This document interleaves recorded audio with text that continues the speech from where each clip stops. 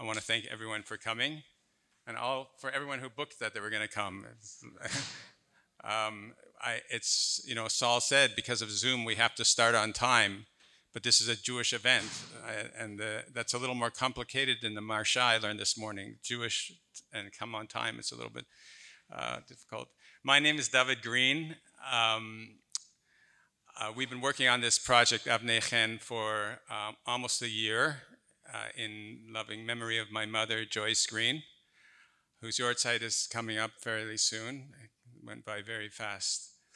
I would like to first thank all the volunteers. There's lots of volunteers who are behind this, and they need a round of applause for the volunteers. I'm also not so good at reading, but I'm going to try my best to read who the sponsors are of this event.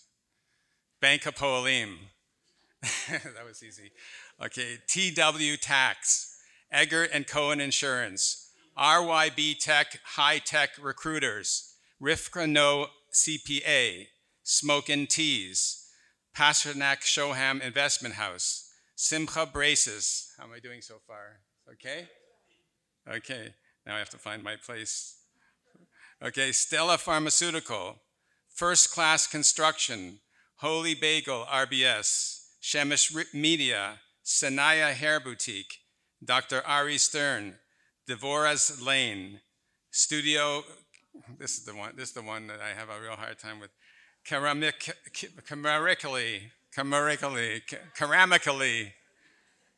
I got to speak to Jessica about this. Levinsky Financial, Sarah Bela Wigs, Platinum Construction, Airflow Air Conditioning, Devorah Cosmetics, Second Nature Healing Center, Sunshine RBS, English Weekly. A round of applause. Not for them, but for me for getting through that list. We are in the 9 days, and in the 9 days is a time where we should increase our sense of feeling other people's pain. And this has been a year where there's been a lot of pain in Klal Yisrael, from Corona to tragedies in Meron, to many other tragedies that many people unfortunately have had to go through. And this is a time to truly feel their pain. But there's a type of pain that is overlooked. The pain of mental illness is something that very few people know what another person is going through, because it's something that's so embarrassing. It's something that ruins your shidduch resume. It's something which people keep inside, and when there's no one to share it with, or very few people to share it with, it makes the pain much worse. And there's many people all around us who are suffering from mental illness to such a severe degree that they're going through incredible pain on it's all inside of them. And we felt that there was a need to provide them with a place to turn to, a place where someone would hold their hand and help them through the pain. Regardless of this type of mental illness, they need support. And that's why we started Avnei Chein, as I mentioned, in memory of my mother. We're going to hear a lot more about how Avnei Chein operates, what we're here to do. But I would first like to call on Rav Kornfeld to say a few words of bracha. Thank you very much.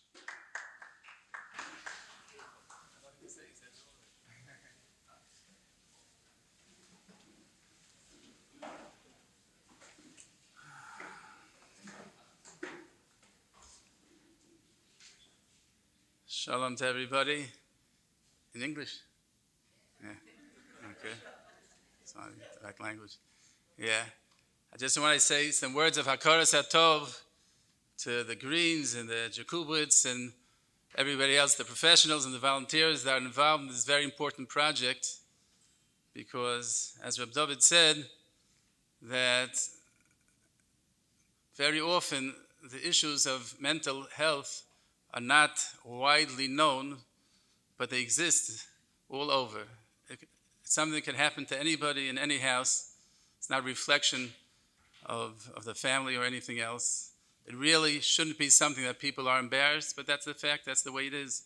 And very often it is a lonely ordeal. I'll say a short story. I have 30 seconds more to speak. So there was somebody that had such an issue with one of his children, and he was beside himself, like you said, about the pain and very often the feeling of helplessness. What can I do? Try everything and nothing helps. And he was recommended to go to a certain tzaddik in Bnei Brak, who happened to also have these type of issues in his own family. So he went to the tzaddik, and the tzaddik asked him, what's your issues? And he described more or less that he had a child with these type of issues. So the tzaddik said an amazing insight. He said, one of the main reasons we're brought into the world is to do chesed to one another, to care for one another. He says sometimes Hashem makes it more convenient and we have the chesed in our own home. And he was turning around the picture, instead of looking at it as this terrible thing, impossible thing within my home, it's an opportunity of doing chesed within my home to my own family members. Kamuvan, even so, it is very hard for a person to deal with this all by himself. And that is the beauty of this organization. To have people, the support, both in the professional support and also in the moral support, to know that the people are out there that care about you and helping you along, and very often there's a feeling that the parent or the family member is not doing their best, and it's good to hear from other people that you are doing your best. And this is all what Hashem wants you to do. We can never always make the results happen. What we can do always is to do our best. And when we do our best, then that is something very special for us, for the family, and for all of Klal Yisrael. Yeah, we are now in the period of time that we're hoping that this year, Tisha B'Av will be a holiday with the Geula of Klal Yisrael. And we don't know why Hashem puts in the world these type of situations. But one thing we do know is that there can be situations that generate a tremendous amount of chesed, which is a tremendous chus for Klal Yisrael. So we should be zeicher that we should be able to mechazik, strengthen this very important organization, strengthen the chesed in certain areas that maybe it's neglected to a certain degree. And in Mitzvah Hashem, we should see that everybody will be healthy in Mitzvah Hashem, both physically, emotionally, and mentally. And we should only have simchas for all of us.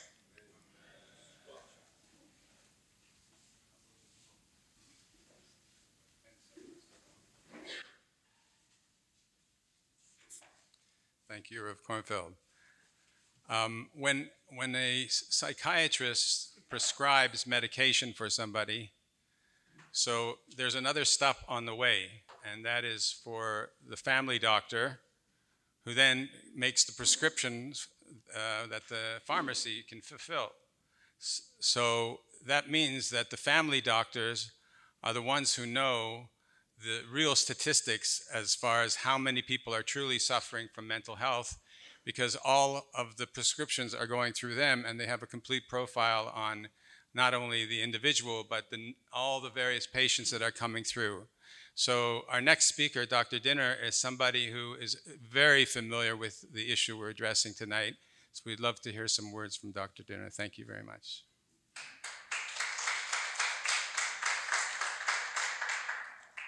Good evening. I'm very, very pleased to be here. Sorry, you have to speak right into the microphone. Right. So I think it's a very, very important event, and even the organizers and the initiators of this event may not realize the importance, because I come from really what we call the trenches. The trenches are, we're seeing hundreds of people, maybe thousands of people all the time, of all sorts, and I've been doing it for many, many years, and there's a lot of crisis out there. And we are not always equipped to deal with this crisis. So our very good friend Gail Gundel gave me a few ideas of what to mention tonight. So I'm going to give a little bit of a medical aspect of crisis and severe stress. So we have all different types of stresses and crises, mental, medical, obviously, social, even financial crises. And we, as doctors, try even to give advice, financial advice. We like to give it because we're frustrated financial advisors. But the truth is, what happens when one is in crisis? So the physiology is that the brain perceives a danger. Now that danger can be something, a real life threat. You've got a GI in the middle of Afghanistan going through the alleys and waiting for a sniper to take a snipe at him, and that his life's in real danger. But a person may be sitting at home, and that same fear and threat can be sitting at home when, I'll give a perfect example, someone this week felt their neck and they felt a little lump in the neck, and it was a very frightening thing. But she was too afraid to go to the doctor, so she sat on this lump for a few days, and then she did the big thing that everyone does, is the Google search. So she had a prognosis before the Google search of 1 year. Once she did the Google search, her prognosis went down to 2 weeks. She came in and we had to deal with it. By then she wasn't eating and she wasn't sleeping and she was in severe crisis. And that's what happens. And the common denominator, whether it's a medical crisis or whether it's a psychological, emotional crisis, is we lose control. Once you lose control, you're in severe stress. And that control, we have to then gain control because these people are in free fall and they've got to be caught. So in medicine, we know how to do it. We've got to get quickly a diagnosis, see what's wrong, make an idea, make a treatment plan, and get people out of crisis. In mental and psychological health, we have many barriers, and it's very, very difficult. I can only talk for our system in Israel. There are many, many defects, and people are stuck, and things are happening, as the Rav and David has mentioned. And those people are in free fall, and the family is in crisis, and we can't hold them because we don't know what to do. We don't have referrals. We don't have contact with the psychiatrists who are overworked and not available, and psychologists and mental facilities. So there's nothing we can do to help. So Avnei Chein came, and it was, I think it's just brilliant because they saw the gap.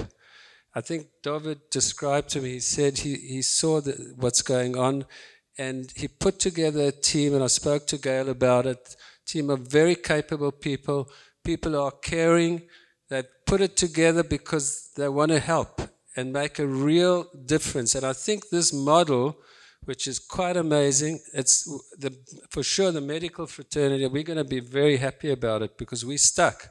And now we've got a place to turn to. We've got professionals. I even asked Gail, are these people assertive? And she said they're assertive. In other words, they can guide people, they can give them good advice, they know where to send them, and we can solve the problems, we can overcome barriers. So I think you've done the right thing at the right time, and a lot of people are going to appreciate it. And I think it's going to be a model that we can duplicate in other areas, and we can only wish you a lot of hatzlocha, and we're right behind you all the way.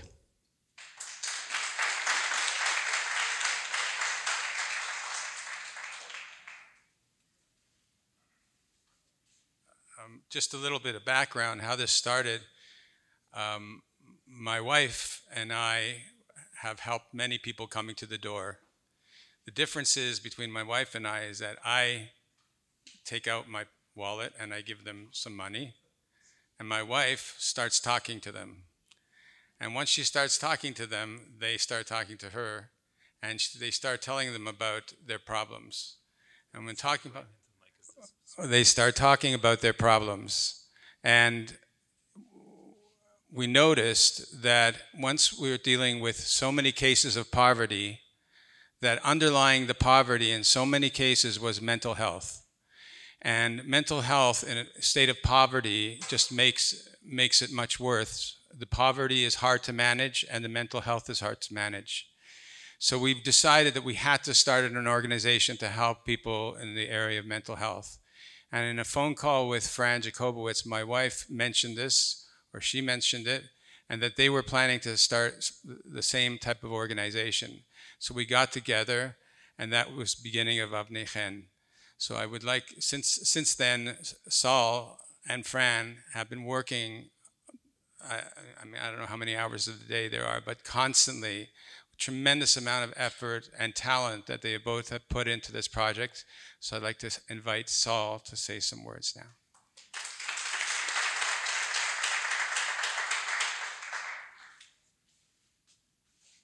Thank you, David. Thank you, Dr. Dinner. Dr. Dinner, I'm so glad to hear what you said. This wasn't prepared, but you took a lot of words out of my mouth, and I'll re-emphasize them. I'm sorry about this microphone thing. If for Zoom, we have to speak right into the mic, so sorry about that. First of all, David already thanked the sponsors in the beginning of the evening. I want to double or reiterate that thanks to our sponsors. When we started planning this event a couple months ago, the first thing we realized was what we thought, maybe let's try to get some sponsors for the event. And we put the feeler out there, and we got 20 sponsors, over 20 sponsors, who David read it. And speak louder. It was amazing. The financial support that those sponsors gave us was amazing. But I want to tell those sponsors, if any of them are listening right now, what they did, what chizuk they gave us as an organization. A lot of them called us. We didn't call them. They called us and said, we want to sponsor this event. We love what you're doing. We want to support you. Can we support it? Can we be a sponsor too? And when I saw that, it made me realize, not that I needed it, but it was chizuk, that we were on the right direction here, and that this was truly a community-supported event. This wasn't just 4 crazy people trying to do something. This was a whole community, the shops, the businesses, everybody around us sharing our vision. So thank you, sponsors, if you're listening.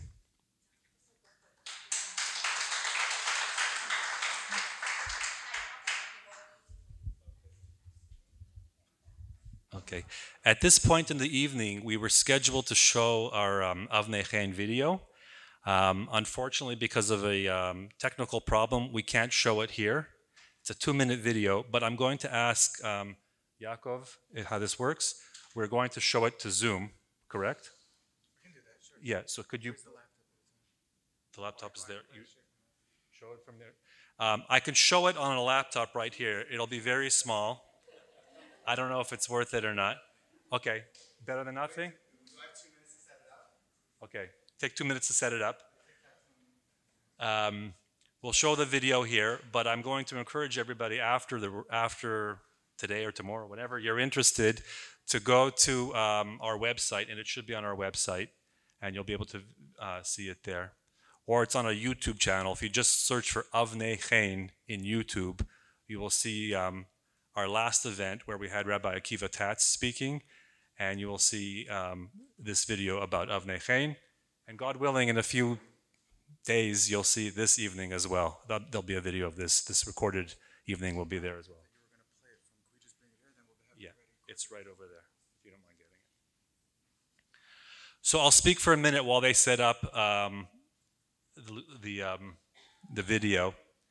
I was hoping you would see the video first, and then I would introduce Avnei Chein a little bit, without having to go into too many details, because you would know about it a little bit. I'm still not going to explain it, because it's almost inexplainable what we do. I would encourage you to pick up the pamphlet on your chairs and just to read through it. That's really what we do. I do want to take a minute just to stress a couple of very important points. They're almost like the frequently asked questions people ask me all the time about our organization. So here they are. The first point that's very important to know is that we do not duplicate services. We actually don't offer therapy or counseling in the traditional sense. What we do is we help other people find the therapy and the counseling that's already out there. So, or the mentoring or any of the other services that we do, our motto is, if it exists out there in the world, we will work and partner with the other organizations to help our people, our Avnei Chein, our precious gems, as we call them. We will work with the partners in the community to help them find them. But we're not here to reinvent the wheel and to do things that other organizations are already doing fantastically. Our job is to be there with people. It's our presence that counts. It's the time and the investment we spend with people. If people need to go to a hospital or any facility or a bituach leumi appointment, we'll go with them in certain cases and we'll just hold their hands all the way through. You ready to go? Okay, let me just finish these 2 points and I'll hand it over to you. Okay, one of the things we wanted to do is we want to create, and Dr. Dinner touched on this, we are in the process of, and it will be a never-ending work. It's not going to end today, tomorrow, in 6 months, and a year from now. It will be going on forever. And that is, we want to create an unprecedented network of connections. We want to have insiders in every single organization so that we can call anybody, anytime to say, hey, hospital, court, revacha, we have a situation here and we need your help. And we want to be able to access that, and that's what we're working on, and we're going to do it. We're going to be able to help people connect and find the resources and the services that they need. So people won't get the doors slammed on them anymore, and they won't get their the phone hung up on them anymore. We'll be able to find a way somehow to help our precious gems.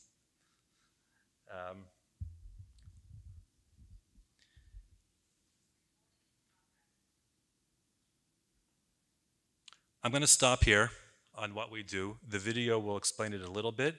I'm going to ask you to read our testimonials. If you look at the brochure, I could read through them myself. I won't do that. But I want to stress, when you read these testimonials, I promise you, these are not made up. We've only been working actively for 6 months to a year. These are real people that we've helped. There are some great lines in there that we did not make up. The people that we've helped said these things. And I'm very confident that as time goes on, we'll have more and more people that we're going to help in a very profound way. Let me stop now for the video. Go ahead. The scenarios depicted in this film are based on true events, but are portrayed by actors. At least 10% of Israel's population is suffering from a mental health challenge. Mental health challenges are often overlooked and, when neglected, can lead to a crisis. These challenges affect people all around us, our friends, our colleagues, our family members. My husband's about to be released from the hospital after suffering multiple psychotic episodes with no plan. I really don't know what I'm going to do. Left to the complex bureaucracy of the mental health care system, families feel helpless and desperate for any kind of treatment. There is nobody here to I'm sorry, waiting times are longer than normal. And the unending cycle of trauma can feel more excruciating than the illness itself. My wife suffers from a disorder diagnosed by a few different psychiatrists. She can be violent and needs long-term treatment, but social services won't recognize her condition. What am I supposed to do now? The current state of mental health care in Israel is confusing and hard to navigate, and families are left with no clear path to find treatment. We were seeing an overwhelming number of mental health issues going unaddressed. And although we did the best we could to try to help him individually, it became very clear, very fast, that an organization was needed to help. And that was the start of Avnei Chein. At Avnei Chein, we ensure that families are not alone in dealing with serious mental health challenges. We take them by the hand and guide them through the mental health system, helping them to create a roadmap to stability and health. Those very first instances of crisis are the most terrifying and confusing. We assist people from those initial moments of crisis, and we're with them, hand in hand, through their entire journey. We'll go with our clients to the different facilities and make sure they get the correct support and services they need. We check in on all the family's needs, whether they are physical, emotional, or psychological. As the crisis support manager at Avnei Chein, I see the immediate and powerful impact our support has on the families that feel so lost and alone. Avnei Chein's mandate is to provide real-time advocacy, guiding and accompanying clients and families through the initial dark moments of crisis to the point where they can survive and flourish independently. We believe every person is a precious gem. It is our goal to help them shine. Whatever it takes, Whatever it is that people need to feel that they're not alone when they're in crisis, that's Avnei Chein. Okay, so the video for our Zoom friends is finished. I'm sorry about that again for us. In the meantime, the people on Zoom have requested that we send a brochure, a photo of the brochure, which we can't do, but what we will do is we will send it out in an email afterwards to everybody who's registered on Zoom. Today or tomorrow, I will send you a link to the brochure. They've also requested that we read some of the testimonials that I just referred to because they don't have it in front of them. So with your patience, I'd like to read a couple of the really good testimonials. I think Avnei Chein is the most unbelievable organization. The world and our different communities here in Israel cry out for such a thing. The need is growing. It literally saves lives. Another testimonial, you've pulled me through. You were and are my angels. I will never forget this. I only hope to give back to you in something in some way. Another, my emunah is being bolstered every single day by Avnei Chein. They are giving me practical direction, guiding me on how to daily deal with the complications and pointing me in a direction of sane hope. Another says, in a time when a person or a family is in the eye or even just surprised by a frightening or dangerous or overwhelming storm, often unexpected, often unpredictable, Avnei Chein is like the anchor and the first responders, the ship that comes in from the side to help lead to calmer waters. Another person, not connected to the other one, said, it honestly felt like a band of angels were carrying us through. And another one said, I reached out as a last resort. What a bracha you and its organization have been to my life. I can tell you that other people have said other things to me. The real credit to these testimonials goes to our staff, our wonderful staff, Jenny Kranis, Mrs. Jenny Kranis, and Yossi Wachtel. It's kind of funny for me to stand here and say we at Avnei Chein. It's really, well, actually, I should backtrack on that. It's half of it. Half of it is the staff that are amazing, and these testimonials are about them. The other half is the volunteers.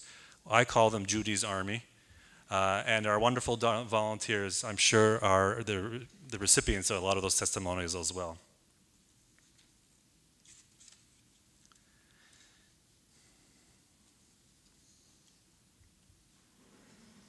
I want to move on to get to our keynote speaker, but I want to say the two following things. Our goal at Avnei Chein, and this is a very strong point, our goal at Avnei Chein is not just to help people. It is to help people, but it's not only to help people. My vision, my personal vision, and I think the Greens share this with us, and I think we all share it, is we want to profoundly change the way people experience the mental health system.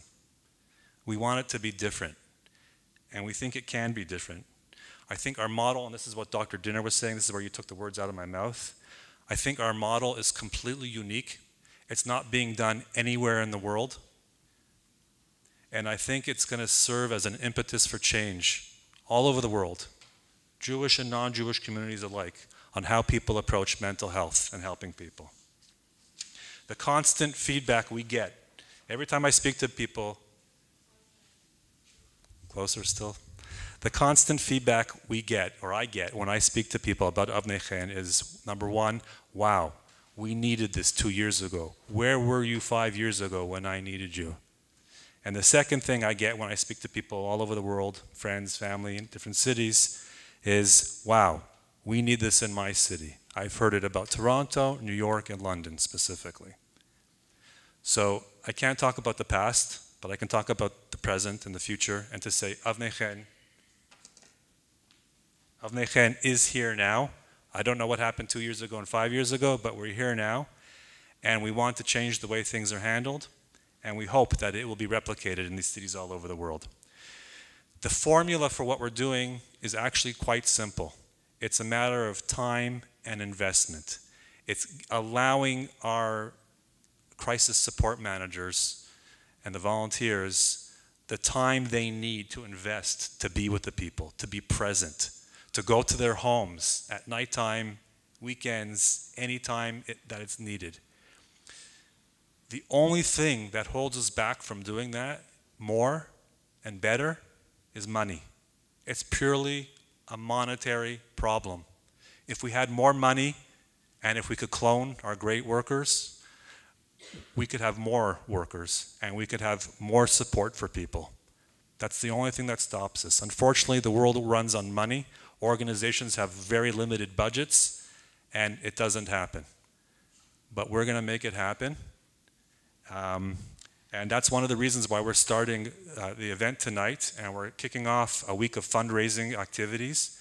We're kicking off a cause match campaign for the next 3 days, where we'll be asking people to support us and to support our cause and what we're doing here. One of the things that we need to make it happen better, more effectively, is the use of ambassadors. I'm not going to belabor the point right now, but if anybody is interested in becoming an ambassador, it just means sharing, our link, our information to our cause match campaign, sharing it with your friends, and asking friends and family to support this cause. So if anybody's interested in signing up as an ambassador, please speak to myself or any one of the staff here, or sign a card at the end and just give us your information, and we would really, really appreciate it. Having said that, let's move on to the reason we're all here tonight, really, is to hear our wonderful speaker, Hillel Fuld. Hillel, I'll just read this.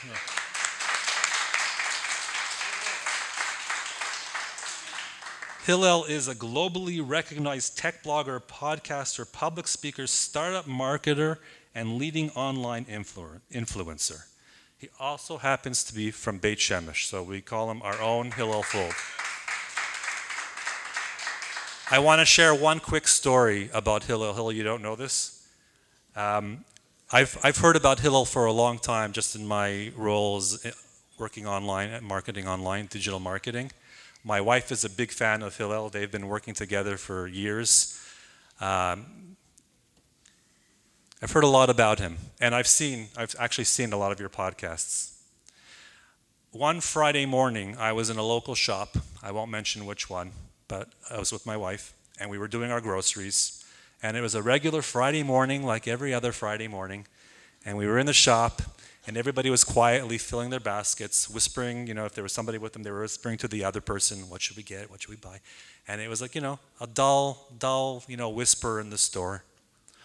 All of a sudden, one guy comes in, and the whole store brightens up. Hey, how you doing? How you doing? Everyone across the store is talking, and it wasn't just the two people talking, it was the whole store. It was just like there was like a different atmosphere altogether. And that person happened to be Hillel. And I said to my wife, I said, who is that? She said, oh, that's Hillel Fuld. So I always have that vision in my mind, as a very enigmatic, electrifying person. It's enough. We'll stop there. I'm happy he's here to share his story. I will say no more. I'll allow him to speak for himself. So thank you, Hillel, for coming.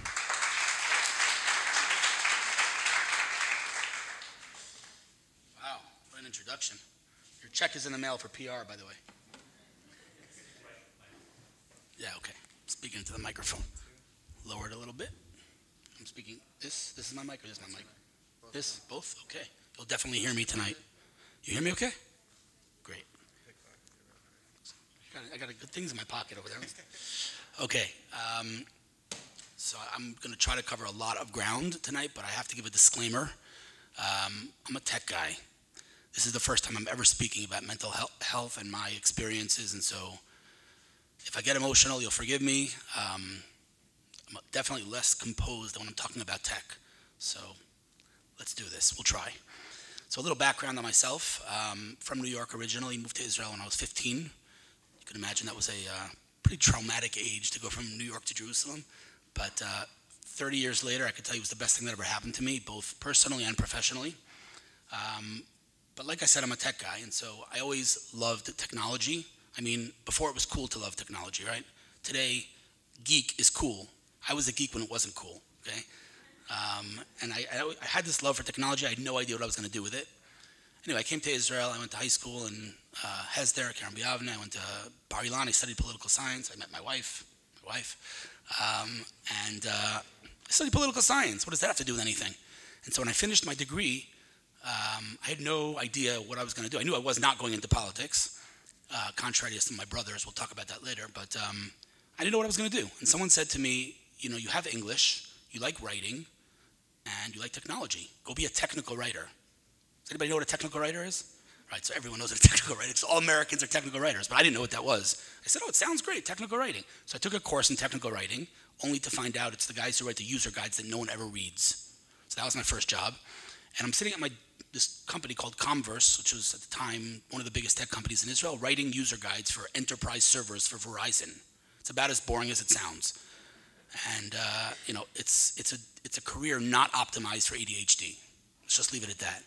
So I'm sitting at my desk 15 years ago, and I said, this is crazy. I love tech. I need to be doing something with this, not writing user guides. So I opened a web browser, and I started writing. Today we call it a blog. It wasn't a thing back then. It was a tech diary. Just writing for myself. There was no business model.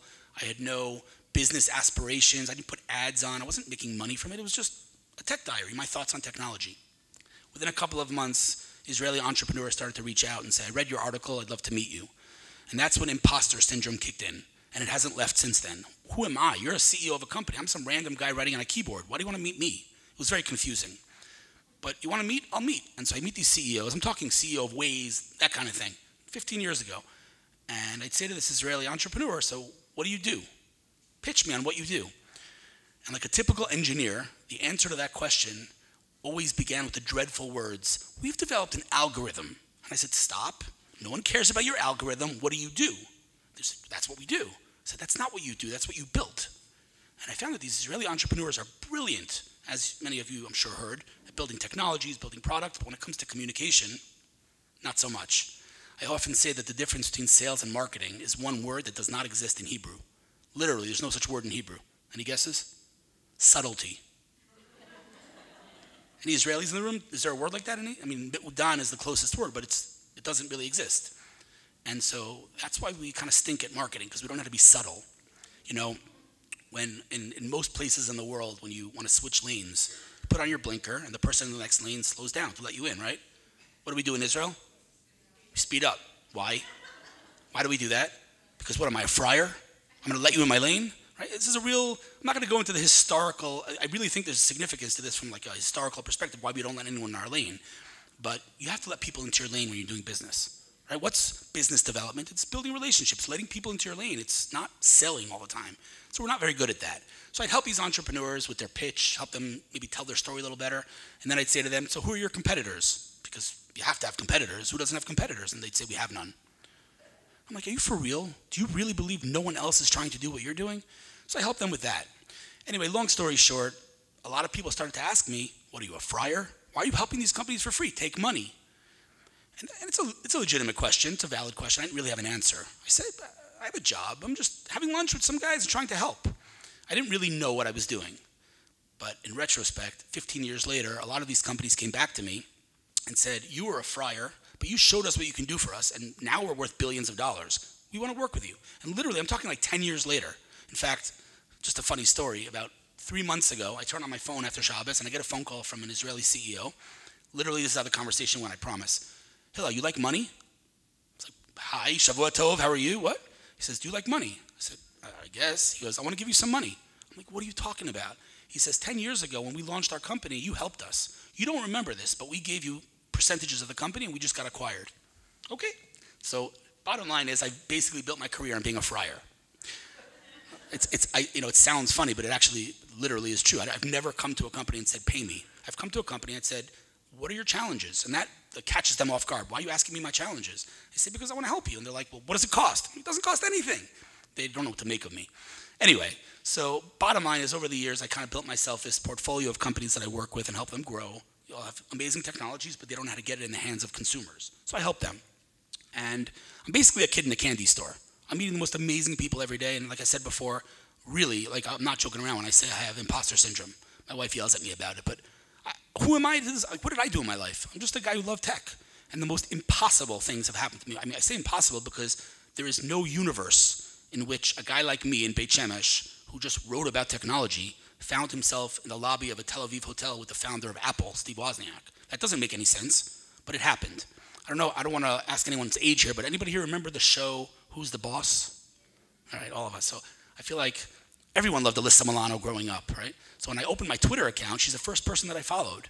And, you know, it's Twitter, everything's very open, we could talk to each other, it's nice. And one day I'm sitting at home minding my own business and I get a notification on my phone, Alyssa Milano has followed you back on Twitter. And I'm like, what? So I wrote her a message, I'm like, you got to explain this to me. How did you, Alyssa Milano, like, what? So she said, you know, I keep seeing your articles in my Twitter feed, people keep sharing your articles, so I followed you. That's just one example of crazy things that have happened to me over there. Ellen DeGeneres follows me on Twitter. Like, again, what planet is that normal? I don't know.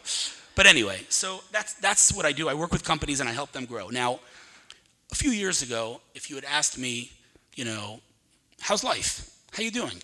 I would have said, I'm living the dream.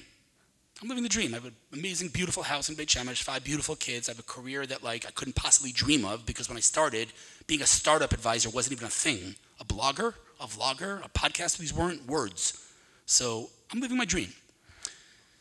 Well, that dream was interrupted, unfortunately, about 3 years ago, 2.5 years ago. And I found myself one morning, on a Sunday morning, at a startup's office in Jerusalem. And you know, I'm doing my work, and in between 2 tasks, I open up Ynet, see the news, and there's a story about a pigua in Gush Etzion. So part of the story is the surveillance camera with a big play button. So what do you do when you see a play button? You play it. So I watched this video of an Arab terrorist, a Palestinian terrorist, an Arab terrorist, stabbing this very large individual, like big buff guy, in his neck. And the guy ran after him like 50 meters, jumped over a wall, and shot him when the terrorist was now on his way to go kill someone else.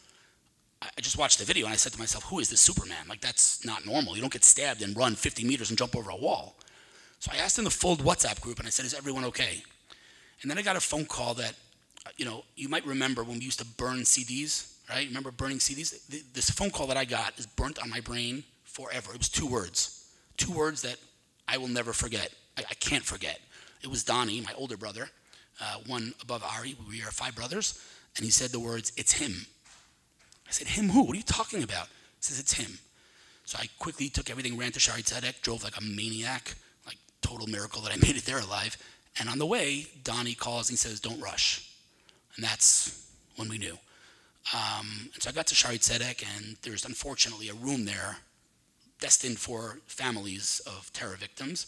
And we're standing in this room, you know, and the family's pouring in slowly but surely. I came in, and my parents were already sitting there, and my mother was repeating over and over again, it can't be, it can't be. Ari was a 4th-degree black belt. He was, and I'll tell you a little more about him soon, but he was a beast. He was a big guy. A 17-year-old Palestinian kid took him down. It just can't be. She kept repeating that, it can't be, it can't be. And then Ari's son came in, Natan, who was, I don't know, 14, younger? Oh, his bar mitzvah was after. He was 12, right? He was 12 years old. He comes in, and a sight I'll never forget. He just stood there, frozen. They told him what happened. He just stood there. He didn't even know what to do with himself. At which point, you know, the family was over there, and then I had to go tell my kids. Racheli and I had to go back to Beit Shemesh to tell our kids. So I went to my second oldest son's school, Aviel. He's a very sensitive kid. I would probably not have chosen him to tell if I would do it again. But for whatever reason, we decided that I was going to go to Aviel's school. And the school was phenomenal because they isolated him, because it was all over the news, and he was going to hear from someone else. And we don't want him hearing from someone else. They put him in a room, a side room. His rabbi was with him. He didn't know anything. When I came in, he was very confused. He was like, what are you doing here? And I said to the rabbi, can you give us a couple of minutes? And I told him, you know, Uncle Ari was in a pigua and he's gone. Again, something I'll never forget. By the way, you know, the word trauma, we use it, right? We hear it all the time. I didn't know what that meant, but this kind of phenomenon of things being burnt on your brain is part of trauma. I found out later. And I remember that sight of like one tear just coming down, one tear. Like I said, he's a very sensitive kid. That was pretty horrible. So that was the beginning. And you know, I do want to give a little disclaimer here that I'm not an expert on mental health. Unfortunately, my dream that I said before, I'm living the dream, was interrupted. And, you know, people talk a lot about terror victims. Not many people talk about the family of terror victims and what it does to a family. You know, I don't know how many, I know many people here know the Fulds. I see many friendly faces who I grew up with. We're a very strong family, like an extraordinarily strong family. Even now, by the way. But this broke us. There's no other way to describe it. It broke the family. You know, Miriam, Ari's wife, is like, she's not made out of the same stuff we're all made of. She is unbelievable. I don't know how she does what she does. And my parents too, you know. And just to give an example, when, by the way, he shot the terrorist, but he didn't kill him. And he had a trial. And they asked us, do you want to come to the trial? It was like, are you kidding me? Think I want to look that guy in the face? My brothers went, my parents went. Like I said, I don't know what they're made of, but I thought of looking at this terrorist in the eyes. And afterwards, I found out that sure enough, the kid, he's 16, 17 years old, smiling, obviously no remorse, no regret. I would have nightmares for months if I had gone, so I'm glad I didn't go. Anyway, so I didn't do therapy. Big mistake, because the government, you know, sponsors therapy of family of terror victims, and we all were offered to do therapy for free, and big macho me, I was like, I don't need therapy, I'm going back to work, you know, I love work, it's going to distract me, which it did. But then COVID happened, and for the first time in my life, I was alone with my thoughts. After Ari, I was like, I'm not thinking, I want to go back to work. In fact, I couldn't see his face. And my Facebook was full of his face. I'm not sure how familiar you guys are with what Ari was, but he was a very, very outspoken, you know, Israel advocate, and he was like, you know, millions of lives, without exaggeration, were touched by Ari's work, and we'll talk about that in a minute. But I couldn't look at his face. Literally, I would scroll through Facebook, I'd see his face, I'd look away. And at the Shloshim, his unit made T-shirts with his big face on it. I remember walking into the kever, I'm like, oh my God, I literally could not look at his face. And again, a symptom of trauma. But, you know, COVID happened, and here I am sitting with my thoughts. And that, combined with the fact that my daily routine in general is like 80 miles an hour, I'm meeting 300 people every day, and all of a sudden I'm doing nothing. So all I have are my thoughts. It was not good. Now, some people here know me, but anyone who knows me knows I'm like the happiest guy in the world. I'm most optimistic. I'm the guy who, you know, makes everyone else happy or tries. All of a sudden, I'm dealing with this thing called depression, and I'm like, I've never experienced anything like this. But just to give you an example of, and I'm sure many people here know what I'm talking about. Hillel made me a cup of coffee one morning. I'm sitting on the couch, and the coffee is about 5 inches from me. I could not lift it. Like I was paralyzed, literally. At one point, we said, let's go get gas in the car. I'm like, are you kidding me? Leave the house? Everything was huge. Everything just seemed like completely unattainable. I couldn't do anything. Thank God, this cup half full, thank God it was COVID, because if I had to work in that state, I would never have been able to work, and my parnasa would have been like out the window. But, so depression hit. You know, and in the beginning, I was like, is this depression? Maybe it's just sadness. And my father, again, who many people here know, he said, listen, as an educator, my father was a big educator in New York, and he said, I've seen clinical depression. This is clinical depression. Don't kid yourself. So that began the journey of therapists, psychologists, psychiatrists, and meds. And again, never in my life, not only did I never experience it, I never thought I'd experience it. But the meds did their job, and therapy started to do its job. It's ongoing. Just came from my therapist right now. I just want to tell you one thing that, just to kind of explain to you who Ari was, because it's I don't want to use the word supernatural, but it's kind of crazy. So when he was born 46 years ago, 46 years ago? 47 years ago, the name Ari wasn't very common. There was Aryeh. And sometimes people call their kids Ari as like a shortened version of Aryeh, but Ari as a name wasn't very common. And so a lot of people said to my parents, like, what's Ari? Why'd you name him that? Like, we like the name. They didn't think much of it. Well, after he was murdered, I'm opening these psukim because I have to read this to you because it's hard to believe, but I'm reading word for word. So they looked up in the Torah, Ari. And Ari is mentioned, you just read it, right? Last week, or 2 weeks ago, twice in the whole Torah. I'm going to read to you, let me just tell you before I read these psukim who Ari was, okay? So I would wake up sometimes at 4 o'clock in the morning and I'd see Ari, you know, debating some anti-Semite on Facebook. And I'd say to him, Ari, what are you doing? Go to sleep. And he's like, what are you even talking about? I'm like, you're not convincing this anti-Semite. He goes, it's not about him. It's about the thousands of people watching this dialogue that are on the fence, and now they hear the truth. By the way, after I realized he was, of course, true, because, again, millions of people were affected by Ari. But he didn't sleep. Like, literally, I don't know when he slept, this guy. He did not sleep. That's the first thing. The second thing is you have to know he came to Israel by himself before us. He volunteered for the army. He climbed up the ranks of the army. He got discharged from the army. He ripped up the papers. He continued to volunteer even in Miluim. And his sergeant at the funeral said, I said to Ari, dude, you're 45 years old. Stop carrying around this big machine gun that Ari carried around called a MUG, which is, just so you know, a machine gun built for tanks. Literally, it's not built for human beings. I'm not kidding. And Ari carried it around his entire army career, and his Mefaked said to him, all right, enough. You don't have to prove anything to anyone. Just give it to some 18-year-old, enough for it. And Ari looked at him like he fell off of Mars. He's like, what are you talking about? This is my MUG. He was like a warrior, like old school, right? Really. I mean, and again, he came to Israel. He conquered the land. I mean, he came here out of nowhere in the middle of his life. And something very interesting about him is that he was a pretty normal guy. Like, if you would see him on the street, he was a normal guy. He wasn't nothing like, he was an extremist at all.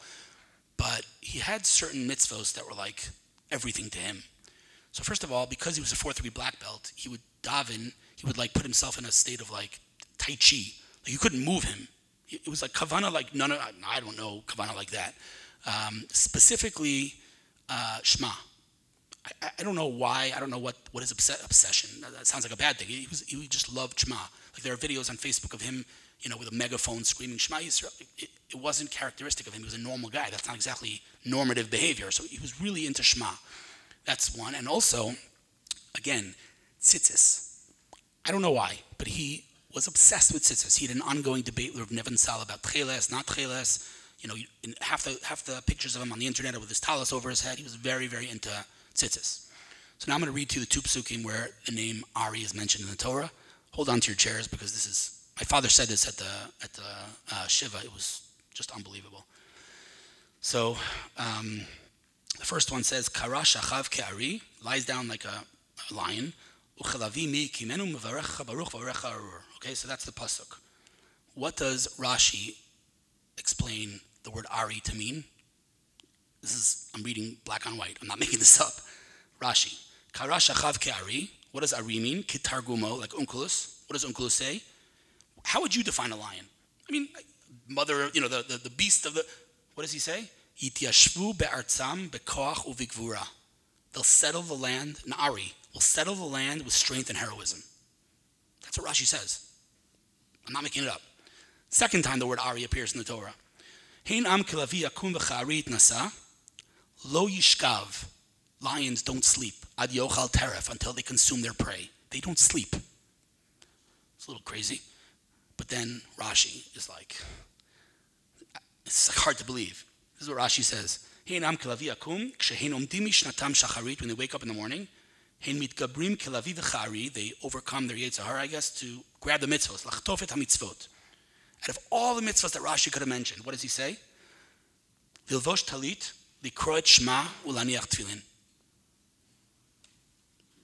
How do you explain that? My parents, my father is a rabbi. I guess he knew it, maybe subconsciously. Maybe we all learned it in the womb or something, I don't know. That's his autobiography. It is wild.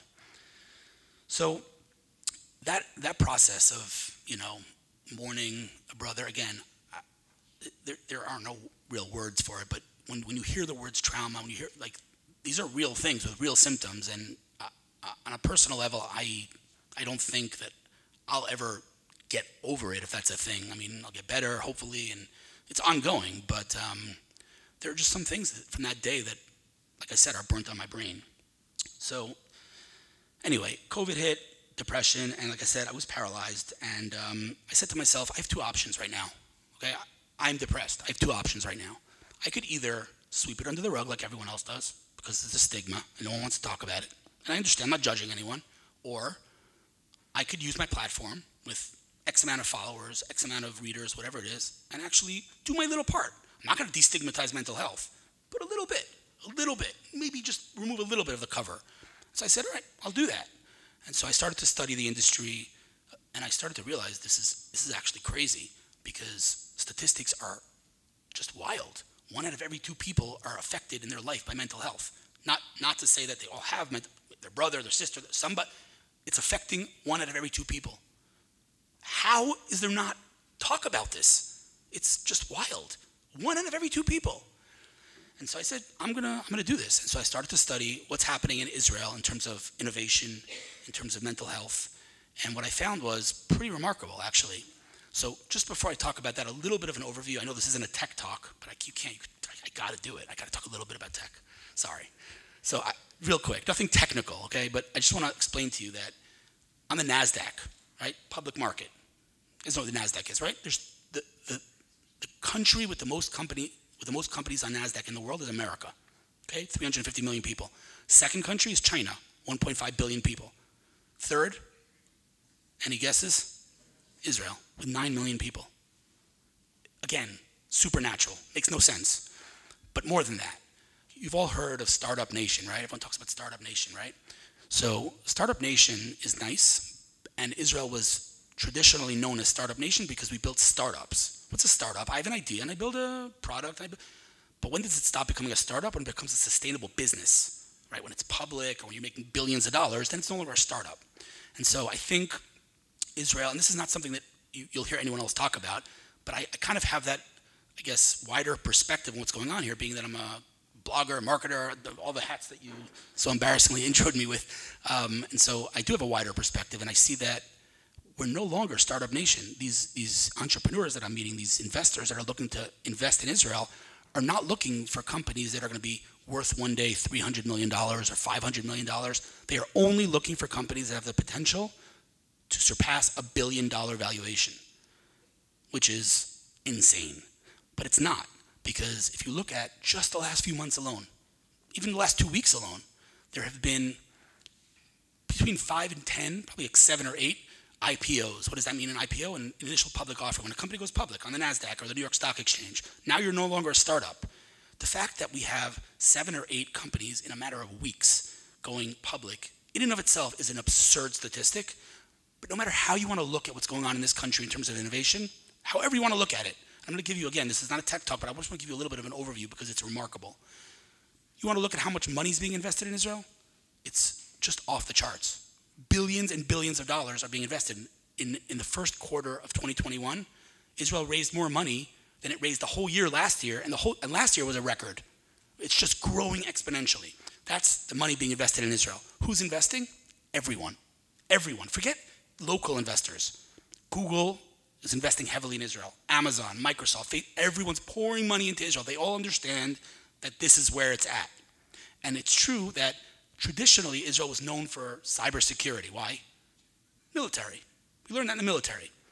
Today, there is almost no such thing as a sector of technology in which Israel is not leading the world. You have to wrap your head around that. We're a country smaller than New Jersey and the worst neighborhood on earth.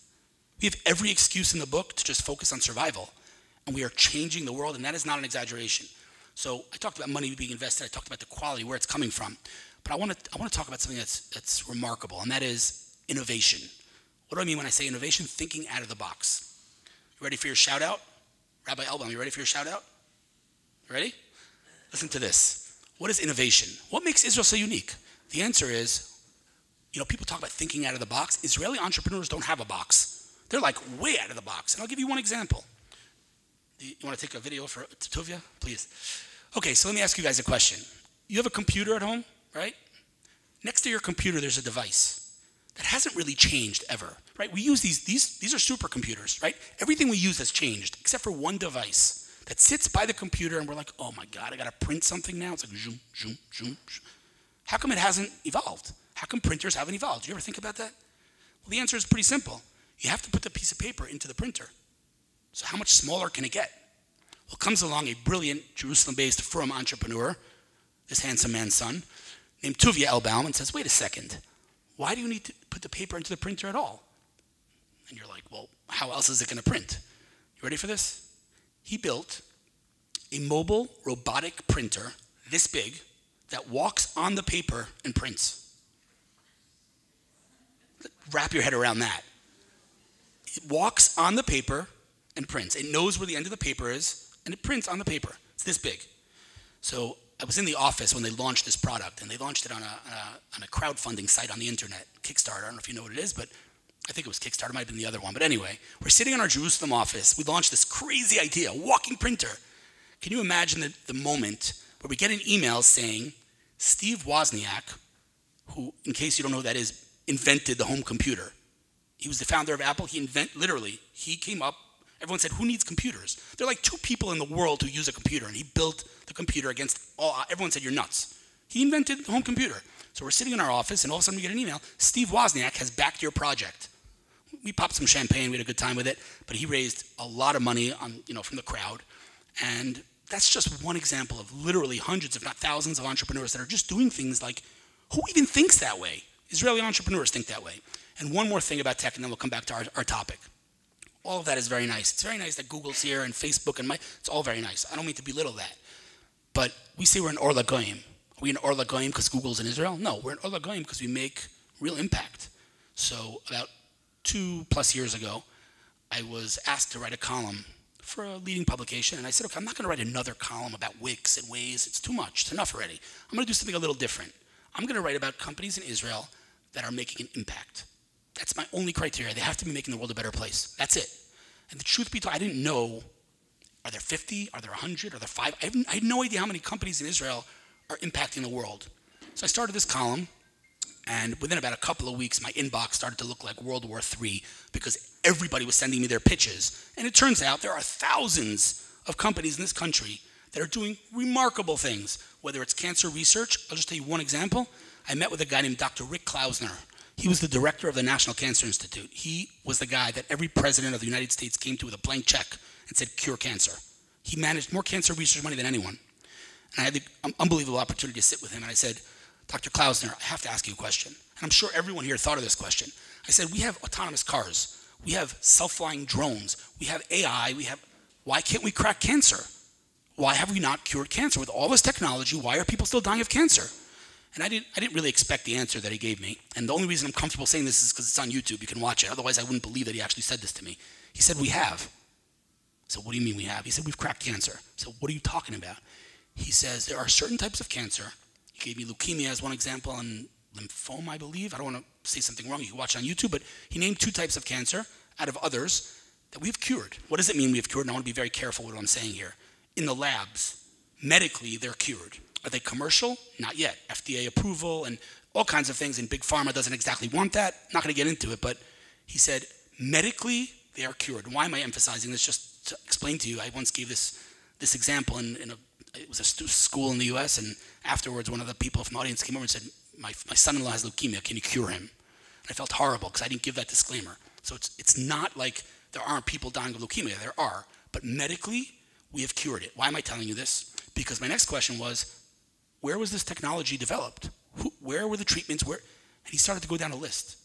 Every single one of them in Israel. The Technion, Hebrew U, all of them, all developed in Israel. It blew my mind. And then I met a couple of years later another cancer expert, same story. They didn't even know each other. He named me 20 different treatments that are the leading treatments for cancer. Every single one of them developed in Israel. Anyway, enough tech. Point is, I use this. You could tell I'm a little bit passionate about technology. I don't know if you could tell.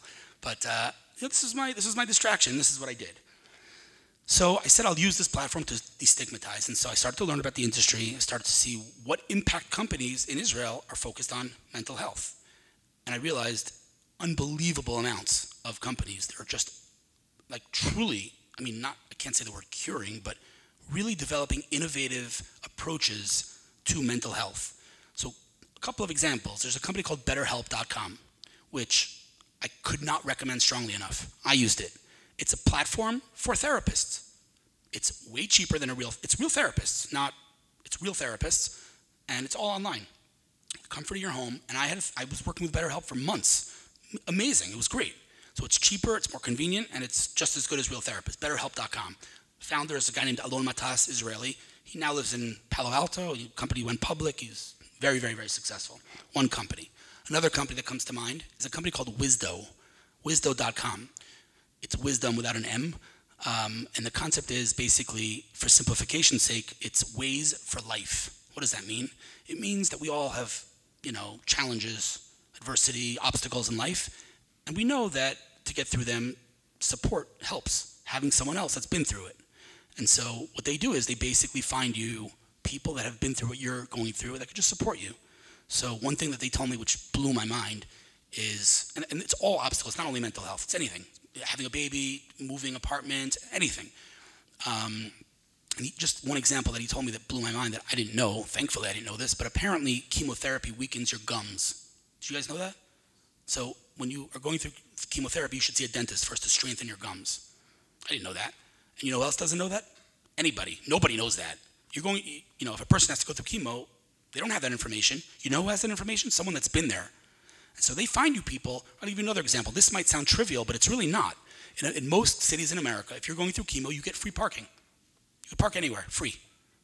Is that a big deal? Well, yeah, if you're spending tens and hundreds of thousands of dollars on treatment, free parking's a nice thing. Would I know that? I would only know that if someone's been there and done that. And so they find you people that will support you. Wisdo.com, another example. A company that I met recently, which is just, I cannot even emphasize how important it is. They were called 7 Chairs. At the time, I wrote about them. I met them recently and they rebranded, they changed the name to Circles. And what is it? It's basically virtual support groups for mental health.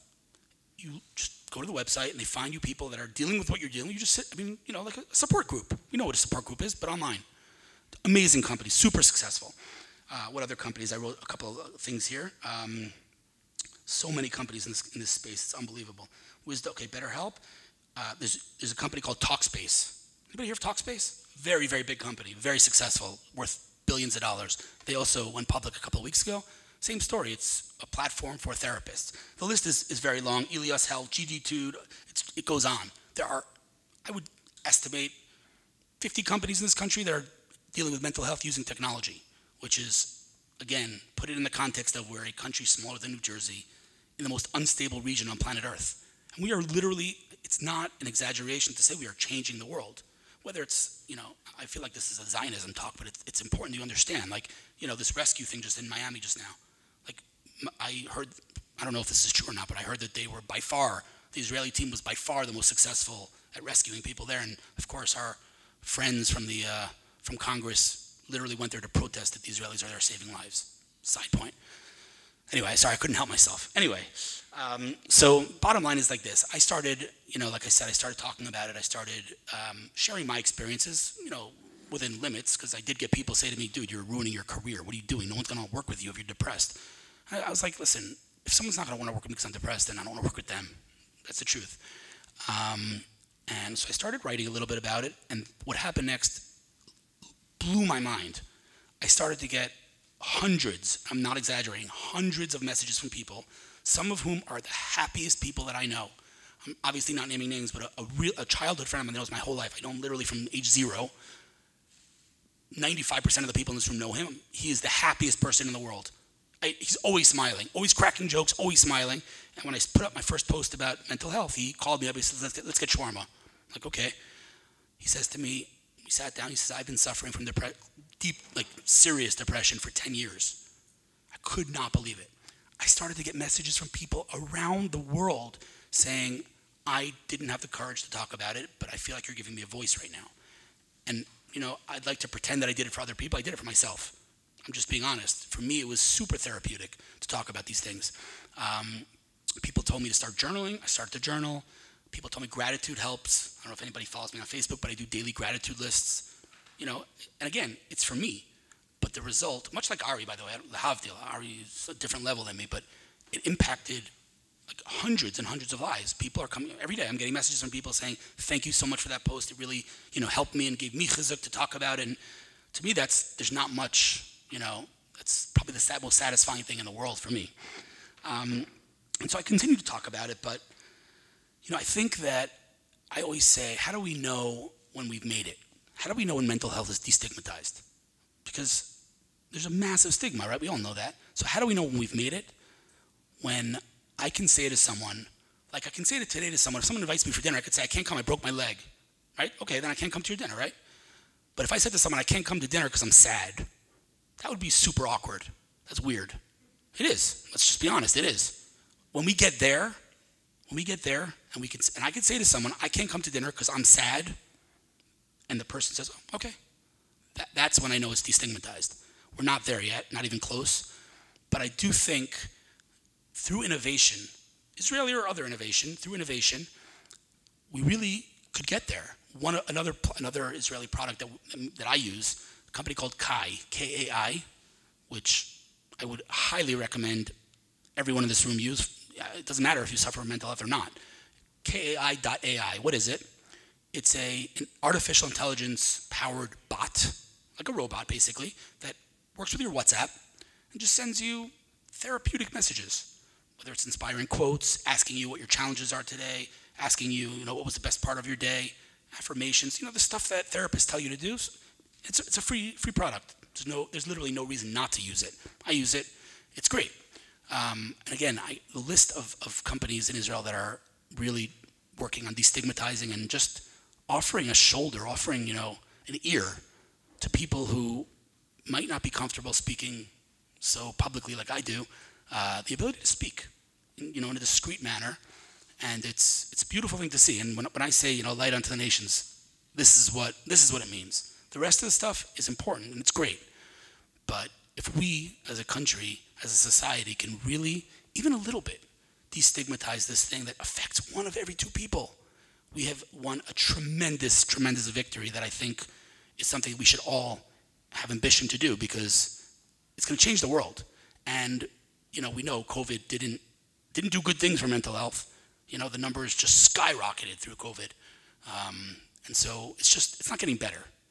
So it's our job as, again, whether it's in tech, whatever it is, to lend a hand. And I got to tell you one last story. Again, I feel like I'm talking a lot about supernatural things today, but when I was really, really not in a good place after Ari, and again, anybody who's experienced this, the worst is you don't know how you're getting out of it. Like, you don't feel like it's ever going to end. And someone knocked on my door on a Friday afternoon, and I promise you I do not know who this person is. Till today, I don't know who he is. It was a stranger. Eliyahu Hanafi? I don't know. It was weird. He came and he handed me a book. He said, read this book. It was a book called Option B. Anybody ever read Option B? It's a book by Sheryl Sandberg, who was the chief operating officer at Facebook. Her husband, who was Jewish, by the way, he was working out in the gym one day, fell and died. He was young. He was 40s, just collapsed and died. And Sheryl Sandberg said, okay, now I have two options. Option one is just drown in sorrow, or option B, live my life. And so she wrote this book, and I am not exaggerating when I say that this saved my life. Truly. Because everything she wrote in this book was things that I was thinking, but I wasn't unable to verbalize. And I'll just give you one example. And it's going to sound so trivial and so ridiculous, but I promise you it's not. And again, anybody who's experienced mental health will nod their head, and anybody who's has not experienced it, take this lesson, because this is how you're supposed to talk to someone who's suffering from mental health. She said in the book, she couldn't make decisions. She couldn't make decisions. She was just in a dark place. And I know that people said to me all the time, what can I do? I'm like, don't ask me what you can. I can't put on my socks. I don't know what you can do. Just do. Don't ask me. And I didn't want to sound mean, but the truth is, someone who's suffering from loss and someone who's suffering from it can't make decisions. And so she says in the book that someone called her. This resonated with me so much. Someone called her and said, what don't you want on your hamburger? Not, do you want a hamburger? Do you want what do you want for lunch? No. I'm getting you a hamburger. What don't you want on your hamburger? That's a decision I can make. I can't tell you what I want to eat for lunch. I literally cannot. But I can tell you that I don't like pickles. That, to me, was blew my mind. It's like, yes, exactly. And again, I didn't know how to say it to people. Stop asking. People had good intentions. Another thing, how are you? Who even thinks about that question? How are you? It's a normal question, right? The worst question in the world when you're depressed.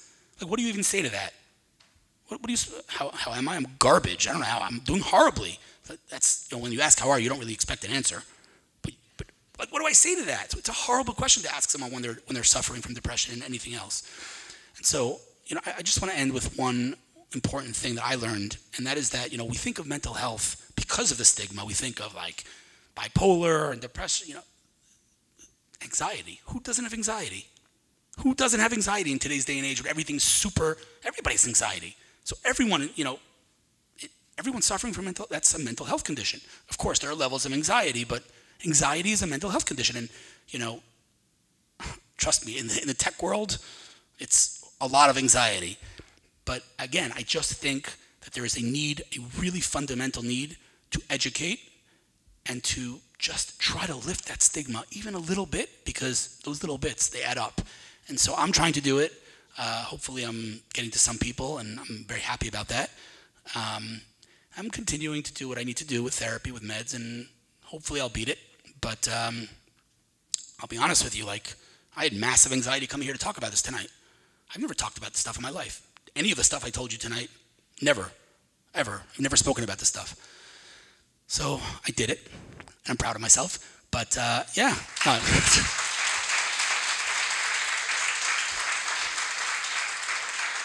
That wasn't what I was going for. But listen, what I don't do when I talk ever, when I talk, I always just wing it. Because of tech, I can talk about tech for 3 years straight without taking a breath.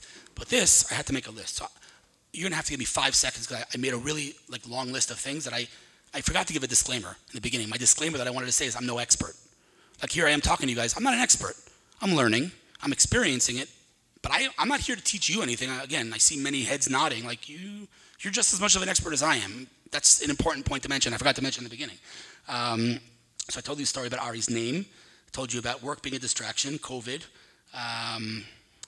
Learned about the industry, all the companies that are destigmatizing. Sheryl Sandberg, gratitude lists. I think I covered it all. All right. Thank you guys very much. Are you doing questions or no questions?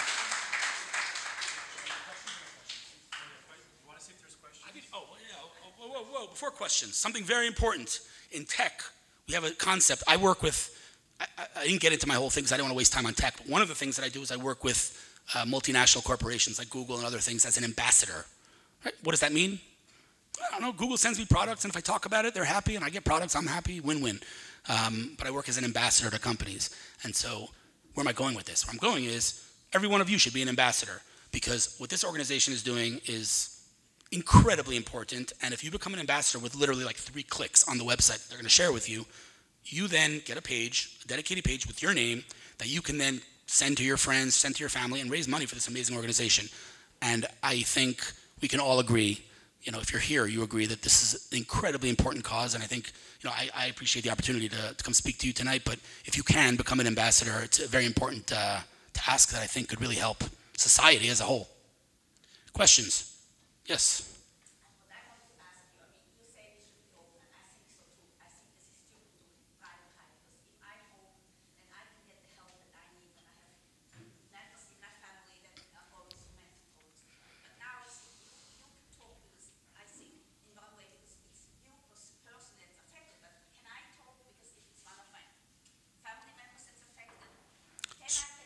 Right. No, of course. That's a good question. That's a good question. It's a sensitive topic. Obviously, you have to, you have to keep it anonymous. You can't embarrass someone, of course. But there's things you can do without talking about a specific person. You could talk, again, to give an analogy from my world, many, many years ago, I had a startup of my own, right? And before we were launching to the public, I said to myself, as a marketer, what can I do? I don't have a product yet. It's not even out. So what kind of marketing can I do? And what I did was, when I would meet people, I would show them the product, and I'd tell them, just tell me what you think of this product. And I turned on my video camera, and I'd record them saying it, but I said to them, don't tell anyone what the product is. Just tell everyone how amazing it is. And I did that, and it went, for lack of a better term, very viral. So what I'm saying to you is, you can talk about the topic without specifics, without talking about a specific person. But if you have thoughts, and you have insights, and we all have thoughts and insights, share them. And I'm not saying, on Facebook or Twitter. Everyone in their own, you could be on your Shabbos table.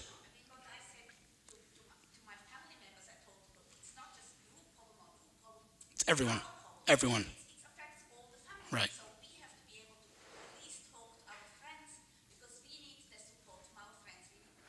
Yeah.